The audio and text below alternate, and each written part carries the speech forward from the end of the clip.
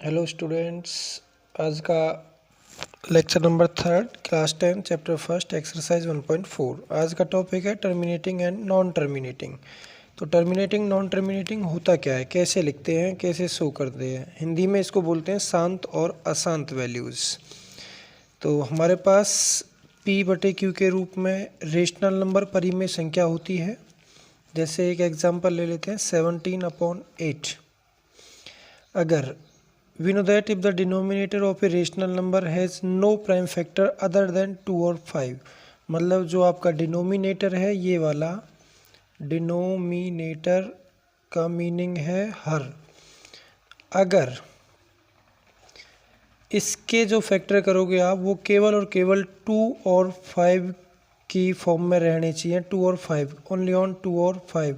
अगर इनके अलावा कुछ भी आता है, अगर ये 2 और 5 के रूप में आते हैं तो टर्मिनेटिंग है। टर्मिनेटिंग का मतलब है शांत वैल्यू, शांत।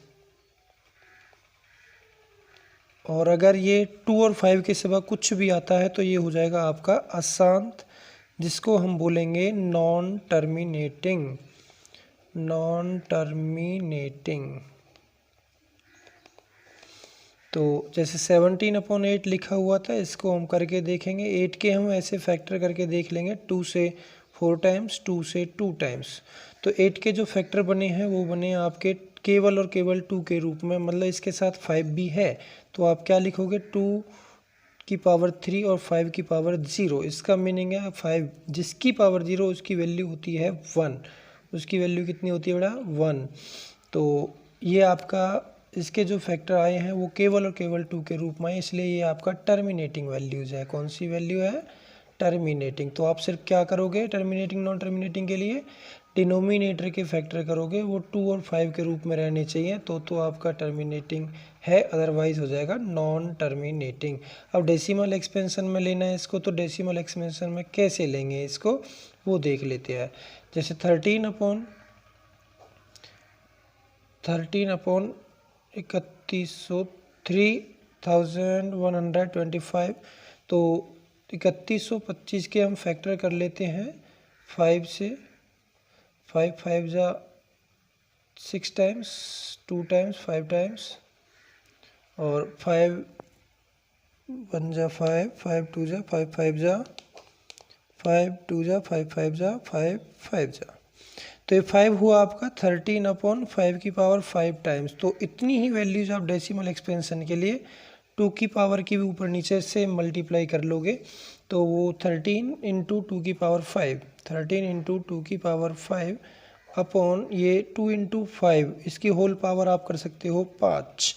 मतलब नीचे हमें 5 दूनी 10, 5 इंटू 2 10 बनाना है। तो 13 इंटू 2 की पावर 5 होता है 32, और अपॉन ये हो गया 10, 10 टू द पावर 5। 32 इंटू 13 2, ये हो गया आपका 416 अपॉन 10 टू द पावर 5, मतलब 1 2 3 4 5 0। तो 0.1 2 3 4 और 5, ये आपका डेसिमल एक्सपेंशन हो गया टर्मिनेटिंग और नॉन टर्मिनेटिंग में। तो गाइज ये आपकी एक्सरसाइज 1.4 पूरी को ख़त्म कर देता है।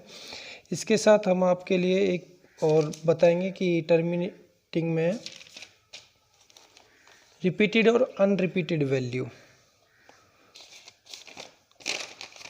गाइस रिपीटेड वैल्यू मतलब जैसे लिखा हुआ है आपके पास 14.1 2 3 4 5 6 7 8 और 9, ये आपकी टर्मिनेटिंग है। कैसी है ये टर्मिनेटिंग, क्यों है?